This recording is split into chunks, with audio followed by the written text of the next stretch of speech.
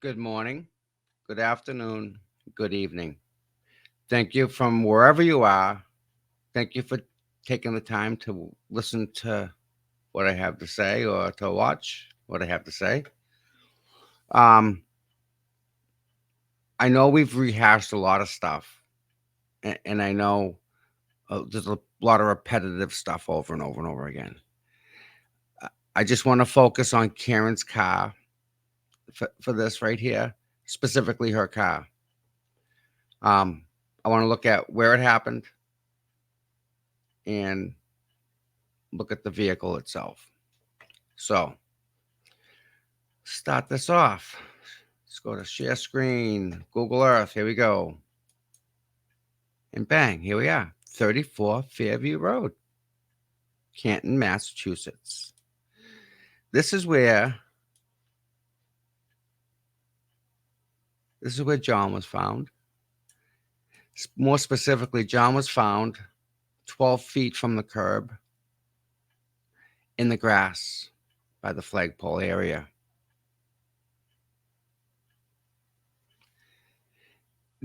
From the front door to this flagpole area isn't a distance at all. It's small. It's close. So they're saying that Karen struck John and his body ended up here. Okay. So let's see if that's even a possibility. Let's look at the road. So if we go this way, the road goes down and terminates down here. There's another street. It's for the most part, it's a stop sign. You have to take a left or a right. This road continues this way, and it meanders through, goes left and right, and you can see it in the up there in the back how it goes up a hill. So there's a bunch of little hills here, and we're actually on a hill, and you really can't tell. But this house is up on a hill, and Fairview's on somewhat of a hill, and I'll show you how I get there. If I come back this way, you can see how we're kind of going up a hill. Okay, so we're gonna supposedly she was going backwards in this direction. I do assume she's gonna reverse backwards. And with that being the case, well, what do we see from here? Okay, we see a fire hydrant, a flagpole, a telephone box, and a row of trees. I can't see how she gets her vehicle between the hydrant and the phone box. There's not enough room there at all. She would have to swerve around the hydrant to hit him for his body to land up there. I don't think driving in reverse at a high rate of speed in those slippery conditions could cause the wounds that we see on John. I just, they don't match up. I mean, they're not even close. So, supposedly, she backed up, hit him, left him in the side of the side of the flagpole. So, I'm thinking maybe it's the other way around. So, if you look up here, oh, what do we got here? More utilities and a pole. They ain't moving. So, for her to come the opposite way, well, there's the problem again. That damn hydrant's in the way.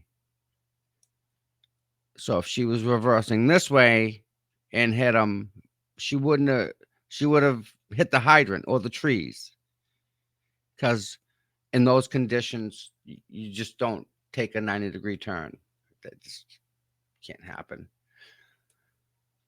So they're saying that we're going to start down here.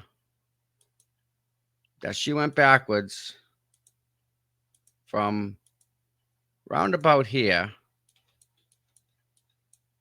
Okay. Tell me you're a cop without telling me you're a cop. Good job, Mr. Kelleher. So, they're saying that she started right about here and went in reverse at 27 miles an hour. It's funny because we have something that could show you how fast 27 miles an hour is. Share screen.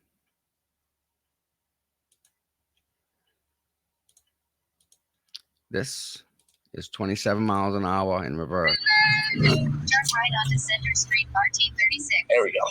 We're not breaking the law because we're on the right side of the road for this. Left onto School Street, RT. Coming on at 27 miles an hour. Alright.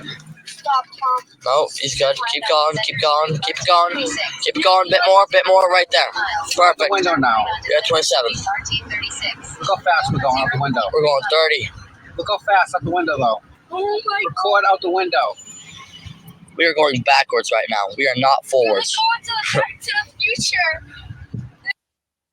So this, they're saying she did 27 miles an hour in reverse in the snow uphill while under the influence.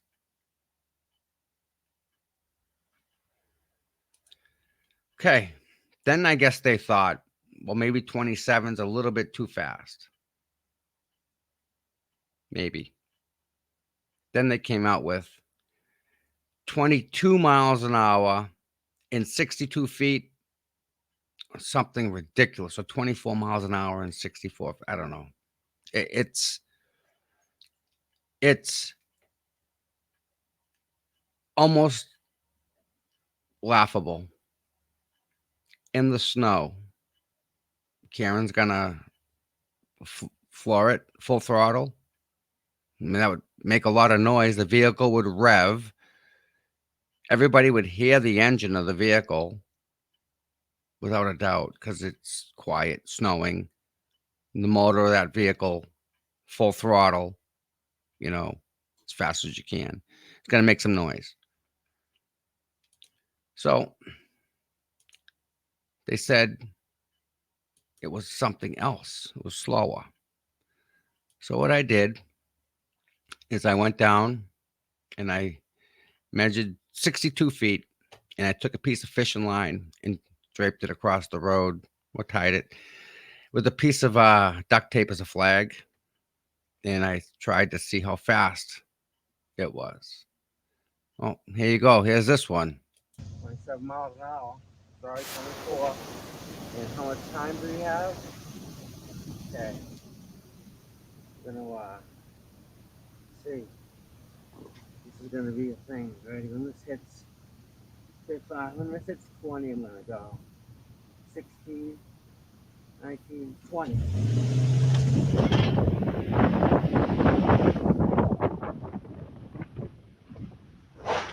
Just made it, man. So what you can't see in either video, by the way, is my rollout. How long it takes me to stop from going in reverse. It's not like stopping when you're going forward. The vehicles doesn't stop on a dime, we'll say, in reverse. So how the vehicle, whichever way they're saying she was backing up, how she did that without hitting any of the utilities or the fire hydrant, it's a miracle. I mean, it's a true blue miracle here. Because you can't have him end up 12 feet from the street next to the flagpole without a vehicle being able to back into him to put him there. If she backed up to put him there, she would have driven on the grass. There would have been snow everywhere. So if she had went on the grass in any way, you would have seen the grass on top of the snow. It would have been very noticeable for hours after. You would have seen the mess that she made going on her reverse rollout on the front lawn. It it it was never there. They said that she just continued on home in reverse. No offense, but I can't see her backing out of a parking space at any rate of speed, let alone 20. After striking somebody, she's gonna drive home in reverse. I I don't know about that one. That's even more of a stretch than the 27 miles an hour. Wow. Got some more stuff I want to try and show you. All right. Let's go. Let's go. You know what I want to find first? I want to hold on. There's something. This right here. This is it. I need to put my glasses on because this is the reason I did the video. From Kiva Toop. I admit I have not gone through every detail, and this question might be annoying for some. It's not, by the way. But how fast exactly would she have had to back up in order to kill him with the car? What are the physics and explanations for this, according to the prosecution?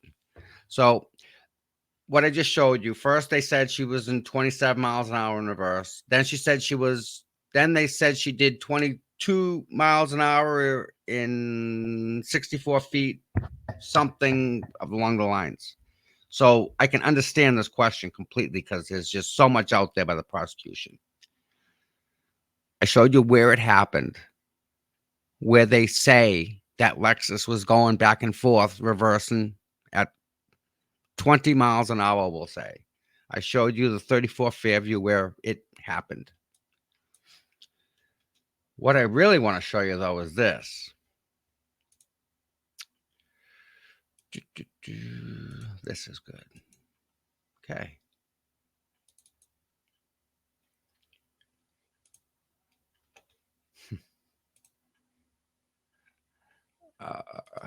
I can read it, I think. I own a Lexus 570 like Karen's. One thing bothering me with the DA's taillight theory is where the taillight would have struck John. That Lexus is 75 inches tall, and John was 74 inches tall. So the Lexus was an inch taller than John. John was a big guy. This is a big truck. There's no hiding it. The taillight is 52 and a half inches off the ground. I challenge you to go find somebody that's 6'2" tall and measure 52 and a half inches and see where it comes up to that person. 52 and a half inches on a 6'2" man is a problem. On the back of the Lexus, two things protrude out the back: the bumper and the taillight. Those two things stick out beyond the body, beyond the metal. If John was hit by Karen in reverse, he would have fractured shins from where the bumper hit him, and that would have taken out his legs from behind underneath him and would have thrown his body forward, which at that point would have got hit with the vehicle. 52 and a half inches is rib cage material, whether it's on the side, whether it's on the front, whether it's in the back. If you're getting hit at 52 and a half inches tall, at 6'2", you're getting hit in the rib cage, as well as your shins, right below your kneecaps, broken. If you can have a broken head, you're going to have broken legs, broken arm, dislocated shoulder, all sorts of trauma. All sorts of trauma. He would have what they call as a compound fracture if he got hit at that high rate of speed. Again, the Lexus is 75 inches tall. John was 74 inches tall.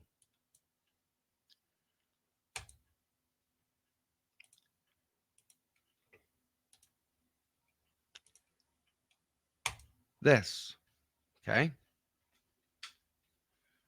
This is Karen's taillight as she's pulling out of John's house. What people don't realize anymore is that these taillights are LED now, okay? The days of the light bulbs are all gone. Those clear light bulbs, they're all gone. Yep. Everything now is LED. I think on some of the newer vehicles, my buddy's Tahoe, his wife's taillight's out, and he has to buy the entire freaking taillight assembly. No bulb. He ain't buying no bulb. He's buying a $978 taillight because the taillight's out. Because it's LED. Can't fix it. The whole thing's out. So this is Karen's car, and this is her taillight when she hits the brakes. See the taillight? It's operational. See? It's operational. Another picture I want to show you.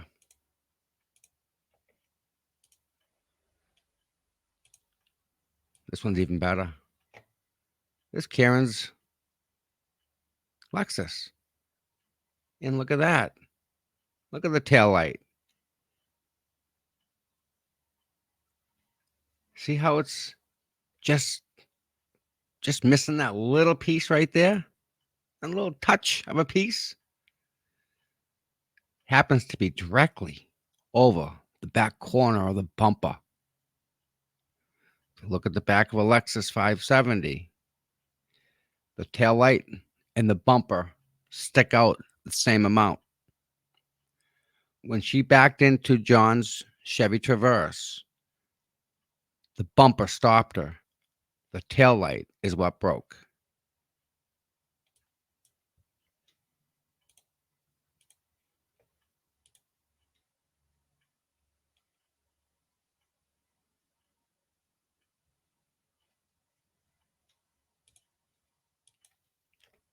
And there you go. 52 and a half inches. Find yourself somebody 6'2". It's not going to be me. I'm far from that. This is like head level for me. But find yourself someone that's 6 feet even and stand next to the vehicle. Just stand next to it and see what matches up. The wounds on John's body do not match the wounds that this vehicle would have produced if it was going backwards at a high rate of speed and struck a person. Just wouldn't do it. So, with that said, any more questions that you guys have that you want more of an answer to, I'd be more than happy to do that. Just ask, and we'll see what else we can do coming down the road. I hope everybody stays healthy. Hope everybody stays well, and above all, please, free Karen Read.